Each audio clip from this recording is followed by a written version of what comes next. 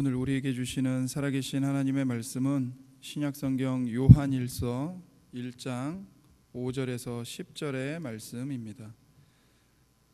제가 가지고 있는 성경으로는 388면에 있습니다. 요한일서 1장 5절에서 10절을 우리가 함께 말씀을 봉독하도록 하겠습니다. 한 절씩 나누어서 하나님의 말씀을 받들어 읽도록 하겠습니다.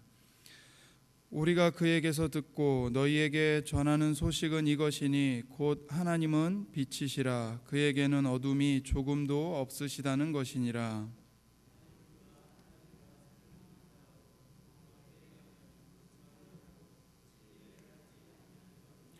그가 빛 가운데 계신 것 같이 우리도 빛 가운데 행하면 우리가 서로 사귐이 있고 그 아들 예수의 피가 우리를 모든 죄에서 깨끗하게 하실 것이요.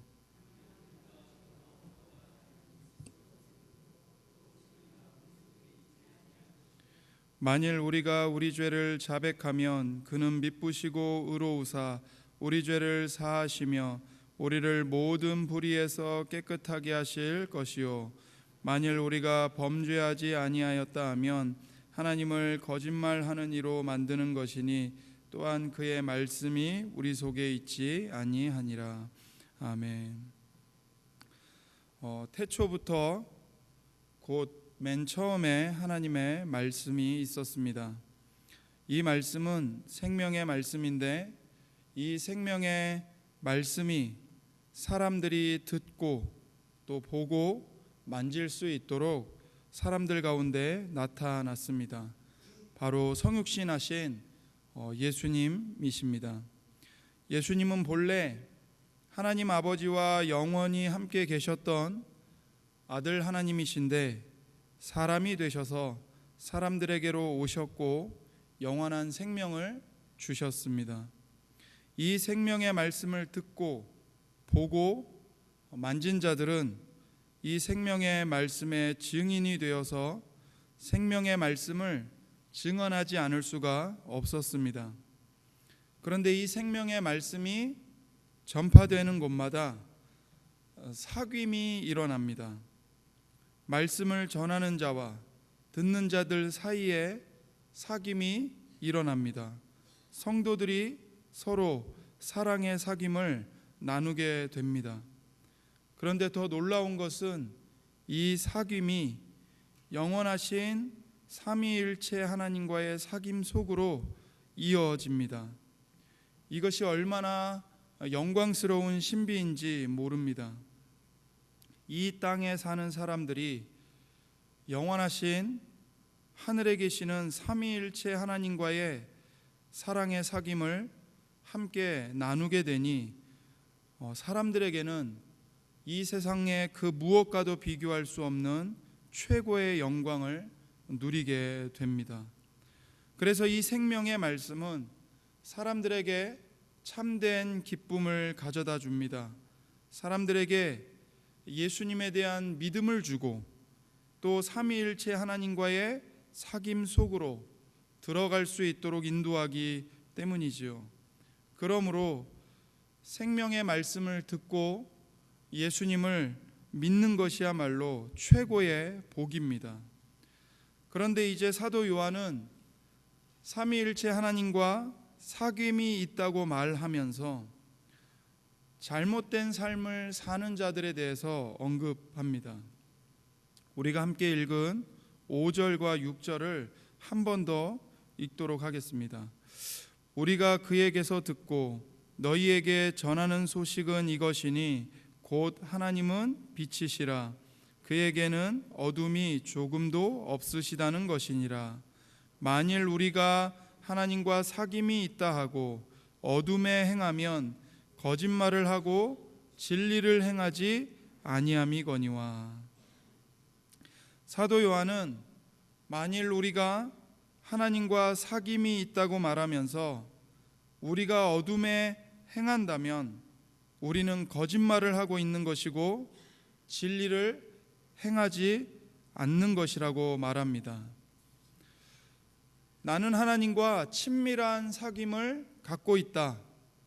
나는 하나님과 특별한 사랑을 나누고 있다 말하면서도 실제로 행하는 것은 어둠 속에서 행하고 있다면 그 사람은 거짓말을 하고 있는 것이고 진리를 행하는 것이 아니라고 말합니다.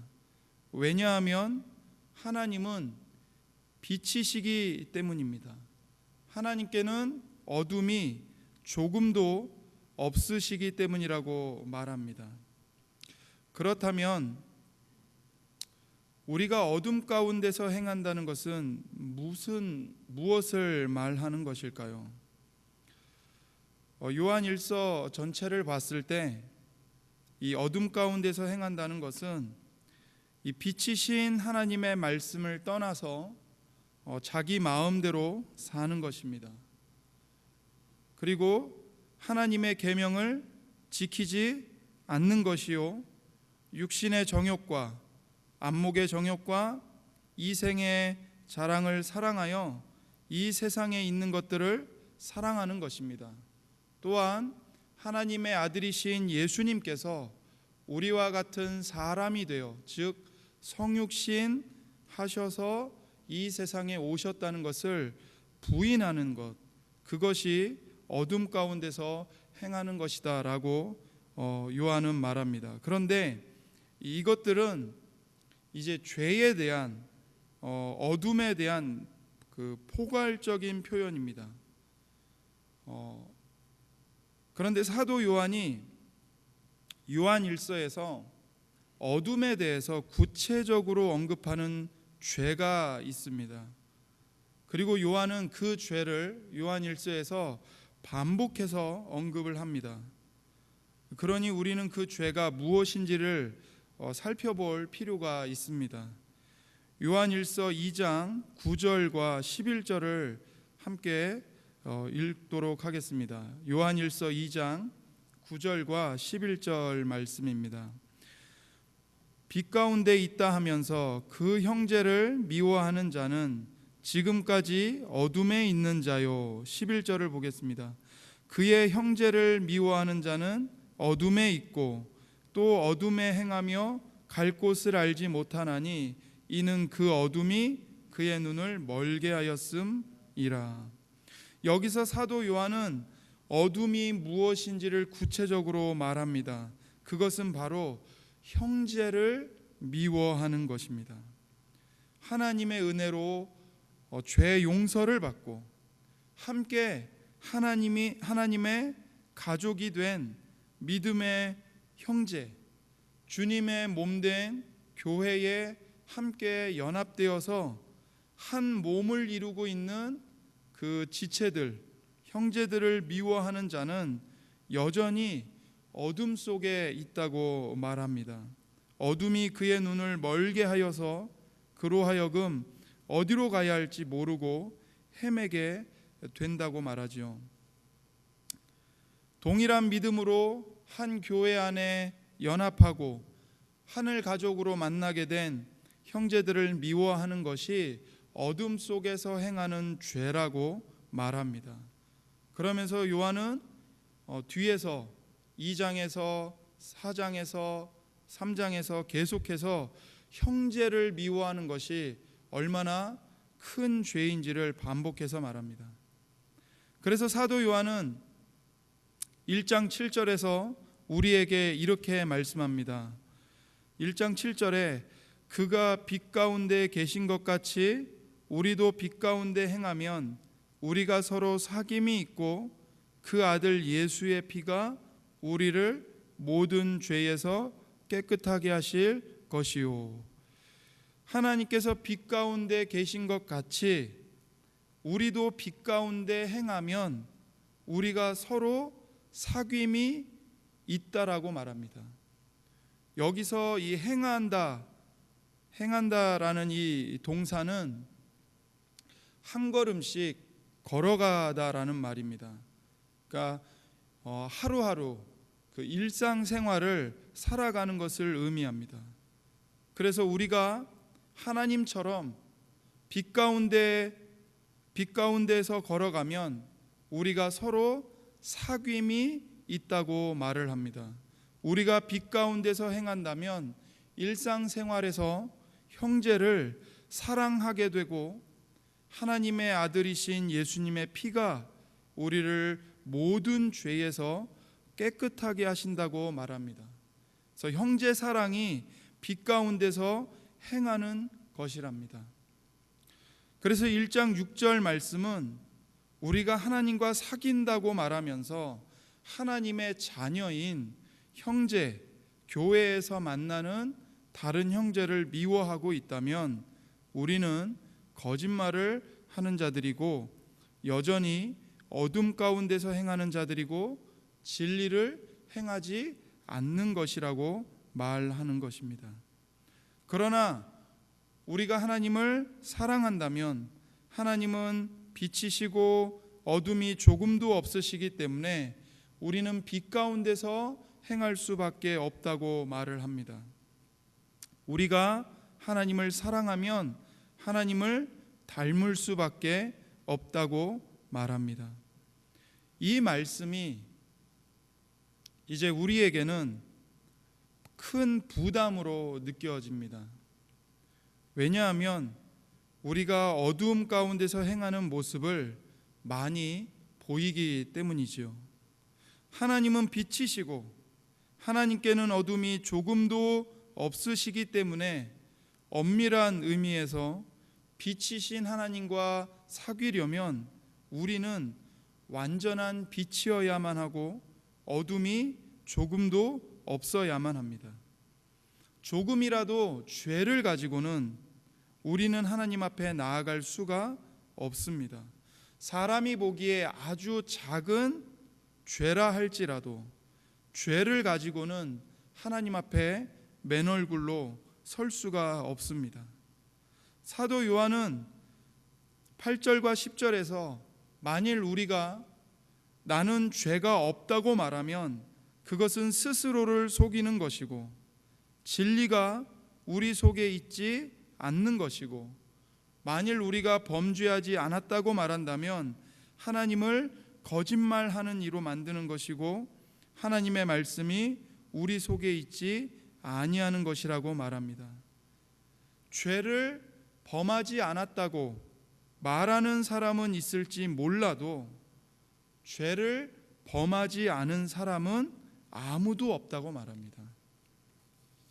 그러니 6절과 7절의 말씀은 우리에게 절망과 좌절을 가져다 줍니다. 우리는 우리가 죄인이라는 것을 부인할 수가 없기 때문이고 우리가 죄인이라는 것을 너무나 잘 알고 있기 때문입니다. 그런데 모두가 죄인이고 어둠 속에서 죄를 범하여 빛이신 하나님께로 나아갈 수가 없는데 그 죄인들 가운데 어떤 죄인들은 하나님과 사귐을 가진다고 사도 요한은 말합니다. 어떤 죄인들이 하나님과 사귐을 갖게 됩니까? 바로 자기의 죄를 자백하는 죄인입니다. 9절을 함께 읽겠습니다. 만일 우리가 우리 죄를 자백하면 그는 미쁘시고 의로우사 우리 죄를 사하시며 우리를 모든 불의에서 깨끗하게 하실 것이요. 이 자백은 공적인 시인입니다. 자기의 죄를 공적으로 시인하는 것입니다. 죄를 자백하기만 하면 하나님께서는 우리의 죄를 용서해 주시고 우리를 모든 불의에서 깨끗하게 하시겠다고 말씀하십니다. 이것은 하나님의 엄청난 은혜입니다. 우리가 우리의 죄를 자백한다고 해서 우리의 자백이 죄의 문제를 해결하지 못합니다. 만약에 어떤 사람이 좀 끔찍한 이야기지만 제 아들을 죽이고 제게 매우 심각한 피해를 입혔다고 가정을 해보겠습니다. 그런데 어느 날 한 사람이 저에게 찾아와서 제가 바로 선생님의 아들을 죽이고 선생님께 피해를 입힌 사람이라고 자백을 합니다. 그러면 그 사람이 자기의 죄를 자백했다고 해서 쉽게 용서를 할 수 있을까요? 만약에 여러분이라면 아무 문제가 없다는 듯이 웃으면서 그 사람을 끌어안을 수 있겠습니까? 평소에 내가 있는 힘을 다해서 그 사람을 사랑해 주었고, 그 사람이 어려움을 겪을 때마다 가서 찾아가지고 도와줬었는데, 그가 나를 배신한 경우라면 더더욱 용서하기란 어려울 것입니다. 그가 자기의 죄를 그대로 인정한다고 해서 죽은 제 아들이 살아 돌아오거나 제가 입은 심각한 피해가 복구되는 것은 아닙니다. 그러니까 자백은 자기의 죄를 인정할 뿐이지 그 자백이 죄값을 조금도 갚지 못합니다. 그 죄로 인해 생긴 문제, 그 죄로 인해 피해를 입은 것, 그것들을 해결해 주지 못합니다. 우리가 하나님께 죄를 범하는 것은 하나님의 심장을 쥐어 뜯는 것과 같습니다. 하나님의 심장을 핥히는 것과 같습니다. 하나님의 심장에 상처를 내는 겁니다. 우리가 우리의 죄를 하나님께 자백한다고 해서 우리의 죄값을 하나님께 갚을 수 없습니다.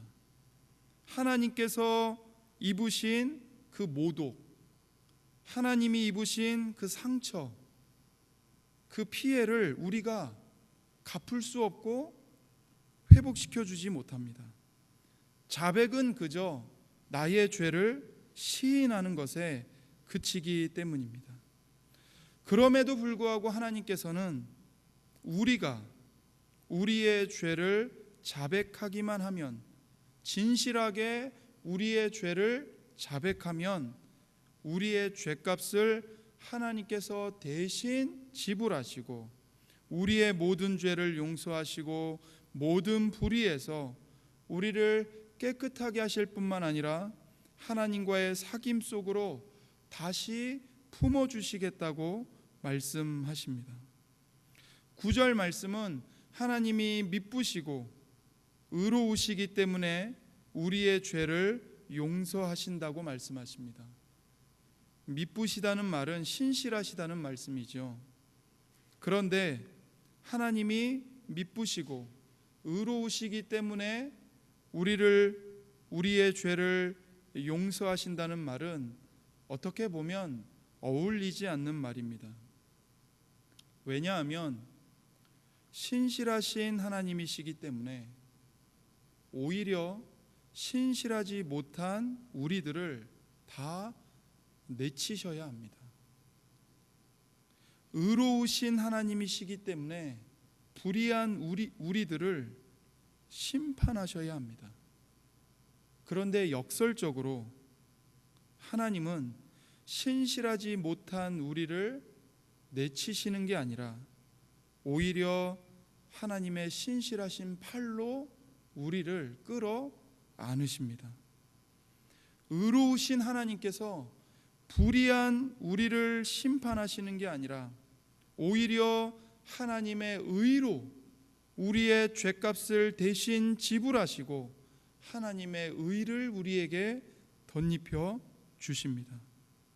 하나님의 아들이신 예수님께서 우리의 모든 죄를 대신하여 십자가에서 죽으심으로 우리의 모든 죄값을 지불하셨습니다. 뿐만 아니라 이 땅에서 예수님이 이루신 그 완전한 의, 예수님의 그 완전한 의를 우리에게 선물로 주셔서 우리의 의가 되게 하시어 의로우신 하나님 앞에 우리가 나아가 설 수 있게 하셨습니다. 그래서 예수님의 십자가의 그 죽으심과 그 부활의 구속사역, 그 예수님의 구속의 은혜 때문에 하나님의 미쁘심이 신실하지 못한 우리들을 버리시는 심판으로 다가오는 것이 아니라 신실하지 못한 우리들을 끝까지 붙들어 주시는 하나님의 신실하심으로 나타납니다.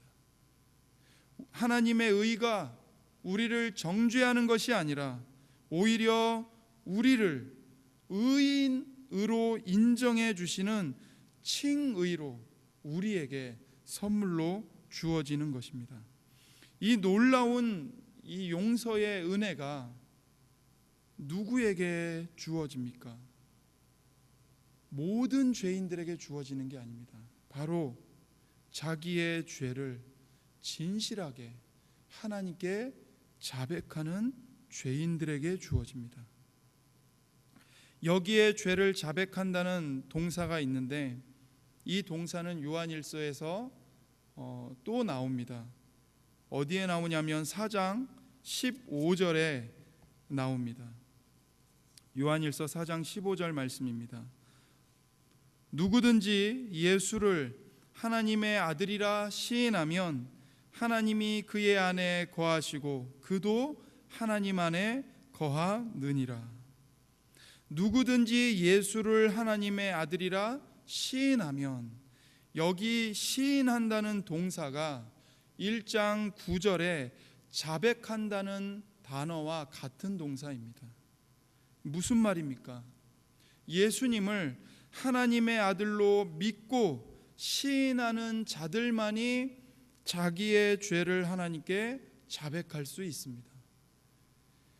자기의 죄를 자백하는 죄인들만이 예수님을 하나님의 아들로 믿고 시인할 수 있습니다. 만약 우리가 우리 죄를 진실하게 참회하지 않는다면 우리는 예수님을 부인하는 것이고 하나님의 용서와 은혜를 거부하는 것입니다. 예수님을 하나님의 아들로 믿고 고백한 그리스도인은 이 땅에서 단 한 번도 죄를 범하지 않는 사람이 아니라 매일매일 자신의 죄를 진실하게 참회하는 사람입니다. 우리가 우리의 죄를 진실하게 회개한 것은 언제입니까? 오늘 내가 나의 죄를 회개하지 않는다면 우리는 8절과 10절과 같이 살아가고 있는 것입니다. 나는 죄가 없다. 나는 범죄하지 않았다 라고 말하는 것과 다를 바가 없습니다. 물론 우리 가운데 어느 누구도 나는 죄를 지은 적이 없습니다, 나는 죄가 없습니다라고 말할 사람은 아무도 없을 것입니다. 그러나 우리가 하나님 앞에서 나의 죄를 진실하게 회개하지 않고 살아가고 있다면 하나님 앞에서 나는 죄가 전혀 없습니다, 나는 범죄한 적이 없는 사람입니다 라고 말하면서 살아가는 것과 똑같은 것이죠. 하나님의 성령께서는 오늘도 우리들에게 각자의 죄를 조명해 주십니다. 말씀으로 우리가 무엇을 잘못하고 있고 빛의 자녀인데도 불구하고 어둠 속에서 무슨 일을 행하고 있는지를 성령께서는 말씀의 빛으로 비추어 주고 계십니다. 그러면서 말씀하십니다. 나는 그거 싫어한다. 나는 네가 그렇게 생각하는 거 싫어한다. 나는 네가 그러지 않았으면 좋겠다. 너는 하나님의 거룩한 자녀이기 때문이다. 너는 예수님의 피로 값주고 산 하나님의 용서를 받은 자녀이기 때문이다. 그것을 하지 말아라 말씀하십니다. 우리가 성경을 읽을 때, 우리가 기도할 때, 우리가 선포되는 하나님의 말씀을 귀 기울여 들을 때 성령께서 말씀의 빛으로 조명해 주십니다. 그럴 때마다 그렇게 나의 죄를 밝히 비춰주실 때마다 우리는 진실하게 하나님 앞에 그 예수님의 피를 의지하여서 죄를 고백하고 회개해야만 할 것입니다. 우리가 우리 죄를 자백하면 하나님은 미쁘시고 의로우사 우리 죄를 용서하시고 우리를 모든 불의에서 깨끗하게 하실 것입니다.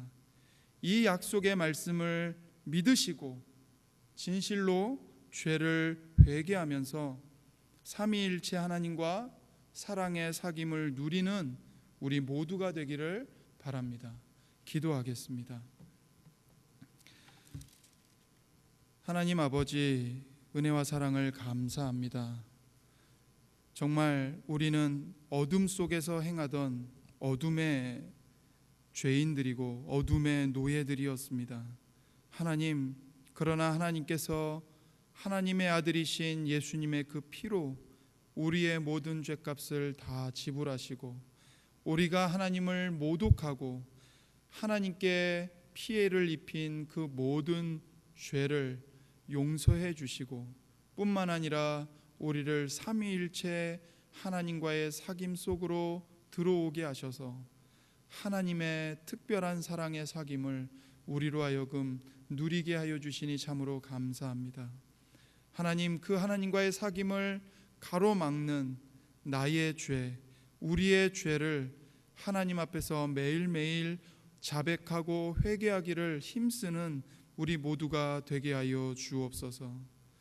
죄책감이 우리를 짓누르고 우리의 죄가 우리를 고발하고 마귀가 우리의 죄를 들추어내면서 하나님 앞에 나아갈 자격이 없다고 우리를 고소할 때에 우리를 위하여 십자가에서 대신 죽으시고 부활하신 예수님을 바라보게 하시고 그리고 그 아들 하나님이신 예수님까지 십자가에 내어주신 하나님 아버지의 그 무한하신 용서와 사랑을 우리가 더욱더 바라보며 의지하여 하나님의 은혜의 보좌 앞에 담대히 더욱더 나아가는 우리 모두가 되게 하여 주옵소서.